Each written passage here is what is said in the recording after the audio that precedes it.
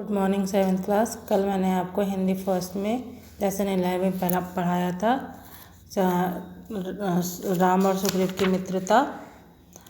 तो उसका अगला पार्ट आज मैं आपको समझाने जा रही हूँ। जिस प्रकार है, बाली ने झपटकर सुग्रीव को घूंसा मारा। यानी सुग्रीव और बाली का जब युद्ध हो रहा था तो बाली ने सुग्रीव को घूंसा मारा और उसके मुंह से रक्त यानी खून निकलने लगा। चपेटों की आवाज़ तड़ातड़ यानी थप्पड़ों की आवाज़ तड़ातड़ होने लगी। धीरे धीरे सुग्रीव का बल क्षीण होने लगा, यानी सुग्रीव का बल खत्म होने लगा। सुग्रीव व्याकुल होकर देखकर राम को एक कठोर बाण बाली को लक्ष्य बनाकर छोड़ दिया। जब सुग्रीव को व्याकुल देखा यानी परेशान देखा तो राम ने फिर एक बाण यानी एक तीर बाली पर मार दिया। बाली का सीना फट गया और वो पृथ्वी पर गिर पड़ा, यानी वो मर गया। बाली के गिरते ही सुग्रीव के सभी साथी प्रकट हो गए, यानी सभी साथी उसके सुग्रीव के आ गए। बाली ने देखा कि सबके सामने धनुष लिए राम खड़े हैं।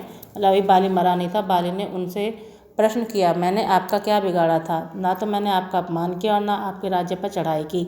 आपने यह अधर्म क्यों किया? लड़ना ही था तो सामने आकर लड़ते। बाली पीड़ा से बेचैन था, अधिक ना बोल पा रहा था। तो राम को बाली की बातों पर रोष आ गया, यानी क्रोध आ गया। वो बोले, मेरा काम धर्म के अनुसार हुआ है। मैंने जो भी काम किया धर्म के अनुसार किया। तुमने अपने छोटे भाई की पत्नी को उसके जीते जी अपने घर में रख लिया है, यानी पर पत्नी को, दूसरे की पत्नी को अपने घर में रखा। उसकी पत्नी तुम्हारे लिए बेटी के समान है, यानी छोटे भाई की पत्नी बेटी के समान होती है। तुम्हें मारकर मैंने धर्म की रक्षा की और मित्र की सहायता की है। तुम्हारे काम पर पशुओं जैसे थे। पशु की आड़ में से मारने में कोई दोष नहीं। बाली ने राम से हाथ जोड़कर फिर क्षमा मांगी और कहा, मुझे पर स्त्री हरण का दंड मिल गया। मेरी पत्नी तारा अनाथ हो गई और मेरा इकलौता बेटा अंगद भी अनाथ हो गया। इन पर कृपा कीजिए। राम ने सुग्रीव के सामने ही बाली को आश्वासन दिया, यानी विश्वास दिलाया। तभी तारा भी रोती रोती आई और पति से लिपटकर विलाप करने लगी और रोने लगी। बाली ने एक बार आंखें खोली और सुग्रीव के इशारे से अपने पास बुलाकर धीरे से कहा कि सुग्रीव, अंगद के अब तुम ही पिता हो। तारा के सुख सम्मान का ध्यान रखना। इतना कहते हुए उसकी आंखों सदा के लिए बंद हो गई। तब वह मर गया और भाई के बल पौरुष की याद कर सुग्रीव भी रोने लगा। राम ने तारा, सुग्रीव और अंगद सबको समझा बुझाकर धीरज बंधाया। सुग्रीव ने विधिपूर्वक बाली की अंत्येष्टि यानी अंतिम क्रिया की और राम ने सुग्रीव से कहा, वानर राज, अब नगर में जाकर राज तिलक कराओ और अंगद को अपना युवराज बनाओ। अब वर्षा ऋतु आ गई है, मैं प्रवर्षण पर्वत पर रहूँगा। वर्षा समाप्त होते ही आ जाओ और सीता की खोज में लग जाओ।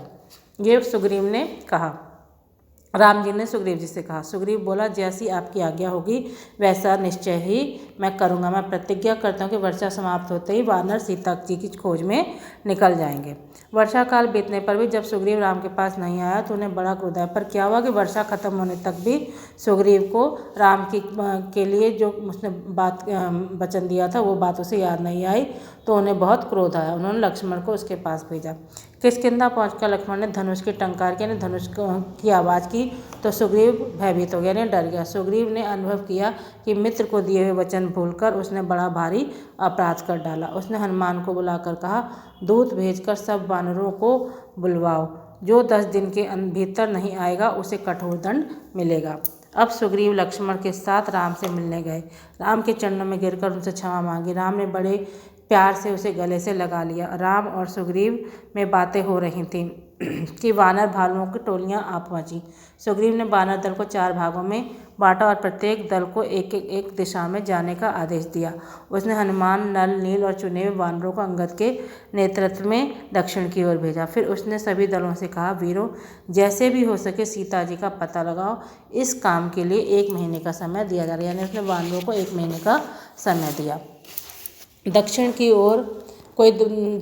ओर गया वानरों का दल सीता जी का पता लगाकर आ गया। दक्षिण की ओर कौन गया था?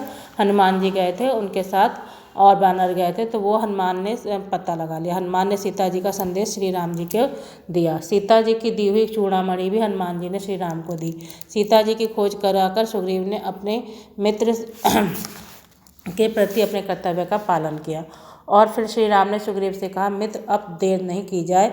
अपनी सेना को रण यात्रा के लिए आज्ञा दें, यानी युद्ध करने की आज्ञा दें। अपने मित्र के लिए उन्होंने रावण से जैसे महाबली शत्रु के विरुद्ध अपनी सेना को युद्ध में उतार दिया, यानी सुग्रीव ने अपने बंदरों की सेना को उतार दिया। उसने समुद्र के ऊपर सेतु का निर्माण यानी पुल का निर्माण अपने वीर वानरों और भालुओं को लेकर उसने समुद्र पार करके लंका पर आक्रमण कर दिया। इस अभियान में श्री राम भी अपने मित्र का पर पूरा विश्वास करते रहे। वे उसे ही राजा मानते थे, उसे उचित परामर्श देते थे और उसके कथन को ही सम्मान के साथ स्वीकार करते थे। लंका युद्ध में राम की विजय हुई, यानी लंका आप सभी जानते हैं। यहाँ पे ज़्यादा मैं विस्तार से वर्णन नहीं कर सकती, लेकिन आप सभी को पता है कि लंका के युद्ध में रावण और राम का युद्ध हुआ था, जिसमें राम जी की विजय हुई थी। उन्होंने विजय का श्रेय अपने उसका जो विजय का श्रेय था वो भी अपने मित्र को ही दिया। वे सुग्रीव को सम्मान के साथ अयोध्या लेकर गए। सुग्रीव को अपना मित्र कहकर उन्होंने अयोध्या वासियों से उसका परिचय कराया, आदर सम्मान के साथ उसे अयोध्या में रखा। और जब सुग्रीव किष्किंधा जाने लगे तब वो अपने हाथों से उसे भूषण वस्त्रों से अलंकृत, यानी हीरे जवाहरातों से अलंकृत करके सम्मानित किया। राम और सुग्रीव की मित्रता में हमें मित्रता का अंत में कविता का सार क्या है, कहानी का सार क्या है कि राम और सुग्रीव की मित्रता में हमें मित्रता का आदर्श रूप देखने को मिलता है। यह केवल राम और सुग्रीव की मित्रता नहीं थी, यह उत्तर भारत और दक्षिण भारत की मित्रता थी। यानी राम उत्तर भारत के थे और सुग्रीव दक्षिण भारत के थे, तो इन दोनों की मित्रता थी। तो इसी के साथ पाठ समाप्त होता। आशा करती हूँ आपकी समझ में आ गया होगा।